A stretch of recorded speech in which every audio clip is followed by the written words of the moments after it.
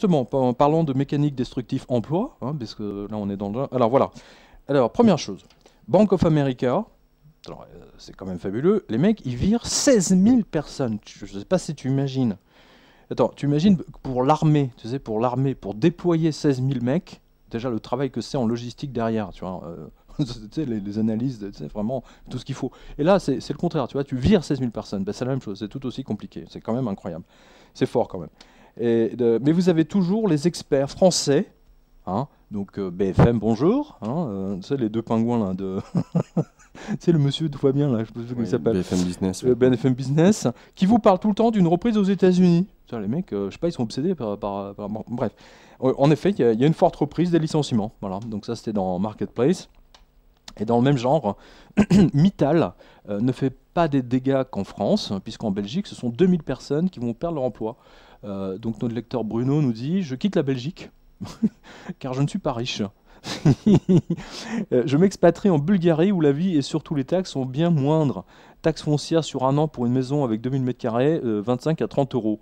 Et en Belgique, pour une petite maison modeste de 100 m² de jardin, 278 euros. Donc effectivement, c'est Oui, pas le la même rapport chose. n'est pas le même, hein. Voilà, donc pour Mittal, etc., c'est sur un papier de la RTBF. Et donc c'est notre lecteur qui l'a signalé. Alors dans les licenciements, dans les méga licenciements, parce que là on ne parle pas des petits licenciements, voilà. Alors, Banque de France, Hewlett-Packard, Kodak, Ford, Philips, Sanofi, etc. Alors, dans la série des grands licenciements dont BFM TV ne vous parle jamais, hein, parce qu'il préfère vous parler du, comme disait tout à l'heure Alexandre, il vous parle du match truqué de handball, dont on n'a rien à tarter, bien entendu. Cette fois, c'est Sanofi, donc, qui avait annoncé 1500 personnes. Et en fait, au final, c'est 800 personnes. Et donc, Montebourg s'est félicité, non mais tu y crois pas, Montebourg s'est félicité du fait que Sanofi l'ait écouté.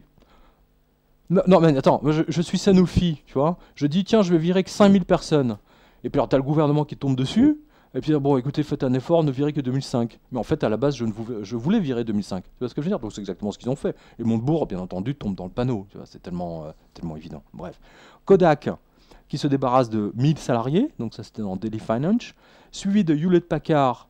Alors, écoutez bien, c'est encore mieux que c'est encore mieux Bank of America. que Bank of America, parce que eux, ils vont virer 30 000 personnes. 30 000 30 000, c'est dans USA Today. C'est une méga récession dont vos médias ne vous parlent pas. Non, ils vous parlent que des mecs qui sont dans l'Everest. T'as 5 morts dans l'Everest, alors là, toute l'antenne. T'as 30 000 mecs qui sont virés chez Hewlett Packard, ils n'en parlent pas. Ça, hein, bien entendu, ça vaut pas ça vaut pas le coup de le mentionner. Hein, bon, voilà. Alors ensuite, Banque de France.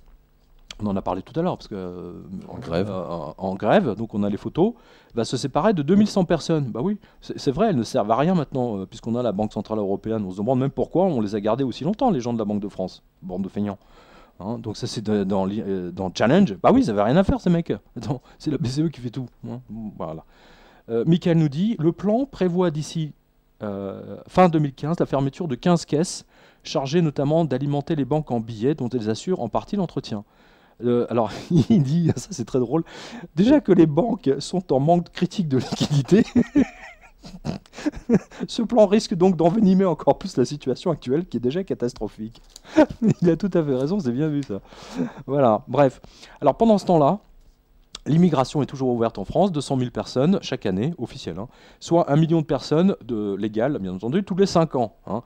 Pensez-vous, franchement, que notre tissu économique, déjà bien mal en point, va réussir à créer autant d'emplois pour compenser?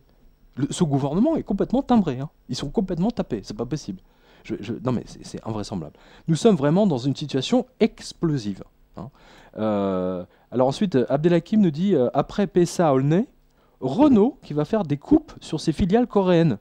Et voici que Ford va mettre plus de 4000 personnes à la rue, sans compter les sous-traitants. Bien sûr, parce qu'on ne parle jamais des sous-traitants dans ces affaires, hein, bien entendu.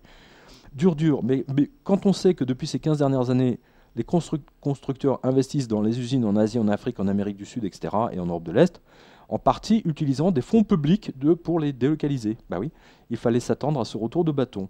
D'ailleurs, je signale toujours que François Hollande n'a strictement rien fait pour les délocalisations. Et c'est Jacques Chirac qui les a permis, ces délocalisations. C'est quand même absolument extraordinaire.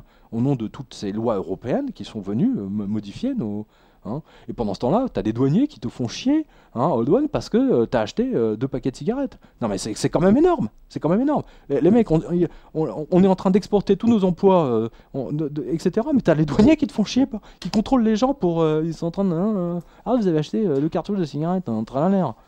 Tu parles, vraiment les mecs, mais moi j'espère qu'ils vont se révolter aussi les douaniers, hein, parce que eux aussi ils ont été massacrés dans l'affaire. Hein.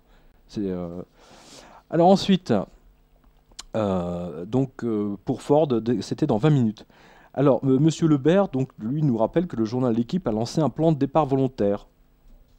Donc j'aime beaucoup le volontaire. Hein, voilà. Donc les volontaires un peu en avant, tu vois. Et Monsieur Nichols a vu que Philips s'apprête à licencier à nouveau, parce qu'on avait déjà donné, hein, il y a 2 ans. C'est des vagues. Alors, licencier 2000 personnes de plus. Donc c'était sur la RTBF. Donc voilà, ça c'était mécanique, destructif, emploi. Grâce à l'Europe et grâce aux accords du GATT, hein, on est en train de nous voler notre emploi. On n'aura plus que des serveurs de café, des gardiens de musée. Hein. La France, ça va être que ça. Hein. C'est des garçons de café dans les restaurants parce qu'on mange en France, hein, des gardiens de musée parce que la France est un musée, hein, c'est bien connu pour les Américains. Racheté par Dubaï voilà. ou ailleurs. Non mais c'est la vente de la France pièce par pièce.